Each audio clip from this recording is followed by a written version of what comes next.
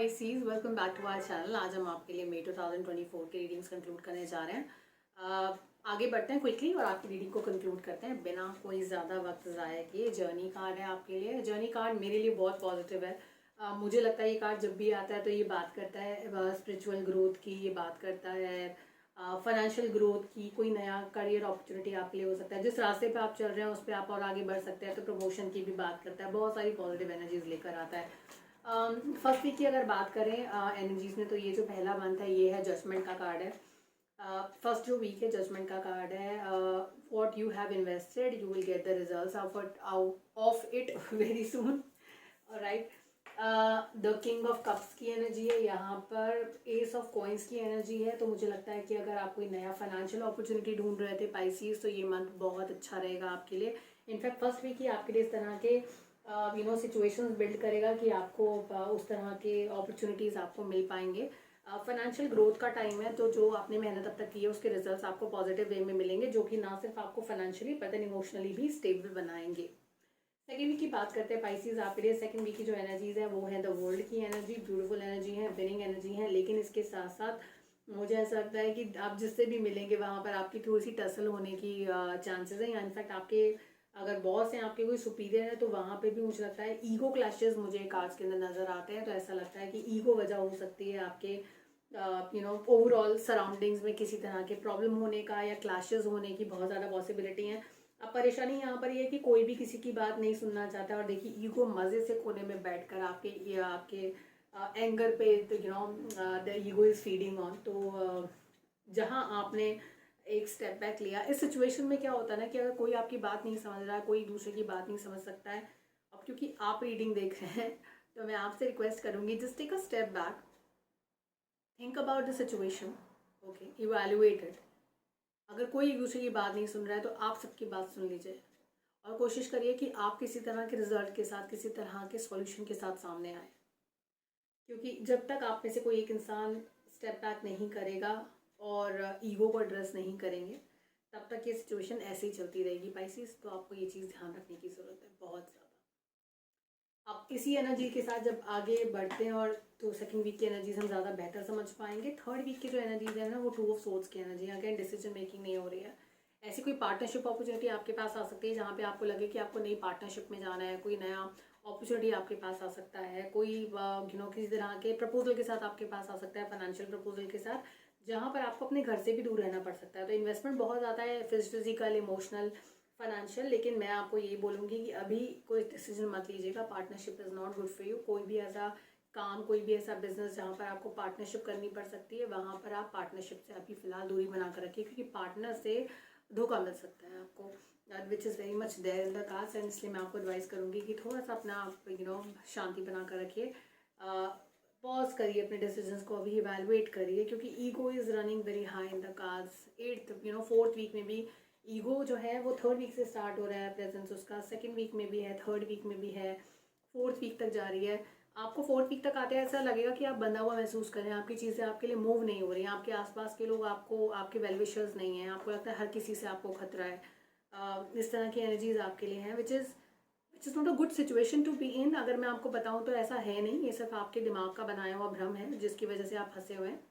आपके लिए बेहतर ये रहेगा कि आप एक बार आंखें खोलिए, अगेन स्टेप बैक कीजिए, अपने आसपास की चीज़ों को, लोगों को इवेलुएट करिए। आपके कोई ना कोई वेलविशर आपको ज़रूर मिलेंगे। अब क्योंकि आपका मेंटल स्टेट इस वक्त बहुत ज़्यादा टेंस्ड है, एंग्जाइटी, डिप्रेशन कार्ड के अंदर बहुत ज़्यादा हाई नज़र आता है, तो ऐसे बहुत ज़्यादा चांसेस हैं कि आपको यू नो आप अगर ये सोचना भी चाहेंगे कोई आपका वेलविशर है, आप ऐसा उसको उस तरीके से ट्रीट नहीं कर पाएंगे, क्योंकि इस वक्त आपका मेंटल स्टेट आपको सपोर्ट नहीं कर रहा है, आपके डिसीजन को सपोर्ट नहीं कर रहा है। फोर्थ वीक के अंदर एक और एनर्जी जो इंपॉर्टेंट है वो है क्वीन ऑफ वॉन्ड्स की एनर्जी। क्वीन ऑफ वॉन्ड्स जो है बहुत ज़्यादा बेहतरीन तरीके से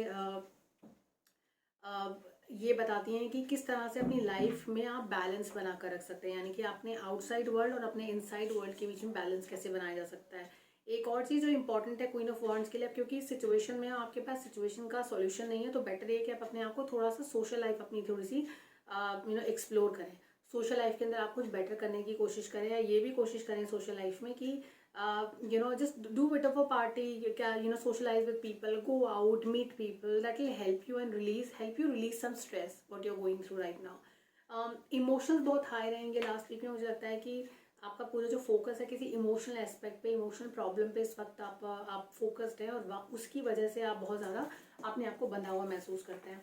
मुझे यहाँ पे फाइनेंशियल क्राइसिस कार्ड के अंदर नज़र नहीं आते हैं। इनफैक्ट फाइनेंशियल आपके इम्प्रूव करेंगे, लेकिन मैं फिर भी इन सभी कार्ड्स को एक बार क्लैरिफाई करना चाहती हूँ और देखना चाहती हूँ कि क्या एनर्जीज आप इन्वाइट कर रहे हो यहाँ पर from a clarification standpoint. Sorry. All right, so we have this card which is clarifying your Queen of Cups. We are clarifying the Two of Swords. We are also clarifying the Five of Wands, wherein a lot of trouble, a lot of ego clashes are happening. What is the outcome? Four of Cups. It will bring disappointment for you. ये जो झगड़े हैं, ये जो problem है, लोग एक दूसरे की बात नहीं सुन रहे, यहाँ पर आप एक अच्छी चीज़ को भी इग्नोर कर सकते हैं। कोई ऐसी चीज़ जो आपके लिए बहुत ही पॉजिटिव आउटकम लेकर आ सकती है, आप उसको उस पर फोकस नहीं कर पाएंगे। तो ये बहुत ज़रूरी है आपके लिए कि आप प्लीज़ इस चीज़ का ध्यान रखें कि आप अभी उतने प्रॉब्लम में हैं नहीं, अभी उतने लॉस में आप हैं नहीं जितना आपको फील हो रहा है। तो आपके लिए स्टेप बैक करके चीज़ों को अपने लिए एनालाइज करना, सेल्फिश होकर बहुत ज़रूरी है। टू ऑफ सोर्ड्स को क्लैरिफाई कर रहे हैं। I want to know why two of swords is here in Pisces reading. Two of swords आपके कार्ड में इसलिए हैं क्योंकि पेज ऑफ कप्स की एनर्जी है। Emotional focus is something, emotions is something which is running very high in your card. So मुझे लगता है कि इमोशनली आप किसी पार्टनरशिप में जाना चाहते हैं जो आपके लिए एडवाइजेबल नहीं है यहाँ पे, क्योंकि आपके लिए उसके चांसेस बहुत बढ़िया नहीं है। एक एक ट्रिक यूज़ करके देखिएगा। हैव यू सीन, जब हम लोग दो चीज़ों में दो चॉइसेस में कंफ्यूज होते हैं, we use our two fingers कि ये will go with this and then either will go with this. So just ask any of the kids in your house. Kids are like innocent energy, so just pick up your choices, and then whichever choice you will give to the left finger, whichever choice you will give to the left finger, you'll assign that choice to the left finger, and then right one. So right will not be that fulfilling. Right choice will be more fulfilling in terms of finances. The left will be giving you more benefits in terms of emotions. So decide accordingly and go for your choices accordingly. A very kiddish way of doing it, but then very effective way of doing it. So that's there. Another thing which is here is Three of I was about to read Three of Empress card. No, we have an Empress card here. Empress card is about a development. Empress card is something which is talking about growth. हमने queen of cups को clarify किया है empress card के साथ। Nurturing growth is something which is there. आपकी growth पर मुझे थोड़ा सा रुकावट नज़र आती है क्योंकि आप थोड़े परेशान हैं ठीक से। ट्रस्ट इश्यूज जो हैं आपके ग्रोथ को रोक सकते हैं। क्या होता है कि कभी कभी कुछ अच्छी चीज़ें हमारे आसपास आती हैं, but just because we have problem trusting people, हम उसे उस तरीके से एक्सप्लोर नहीं कर पाते उस अपॉर्चुनिटी को फुली जिस तरह से हमें करना चाहिए। तो यहाँ पर एक प्रॉब्लम आती है।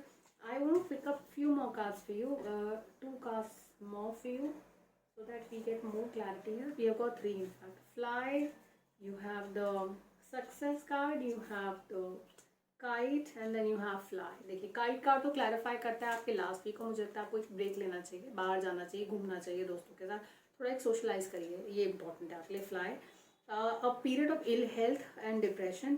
थर्ड वीक में इल हेल्थ और डिप्रेशन का कार्ड है। आप क्रॉस रोड्स पे हो सकते हैं, आप चीज़ें ठीक से डिसाइड नहीं कर पाएंगे। एक इंपॉर्टेंट जो चीज़ आपके लिए थर्ड वीक से start, in fact this month only, आपको फास्ट फूड से एंड देन थोड़ा रखा हुआ खाना जो है stele food and this thing, आपको थोड़ा सा दूरी बना लेनी चाहिए। हेल्थी खाने पे ध्यान देना चाहिए क्योंकि यहाँ पे आपके लिए प्रॉब्लम आ सकती है।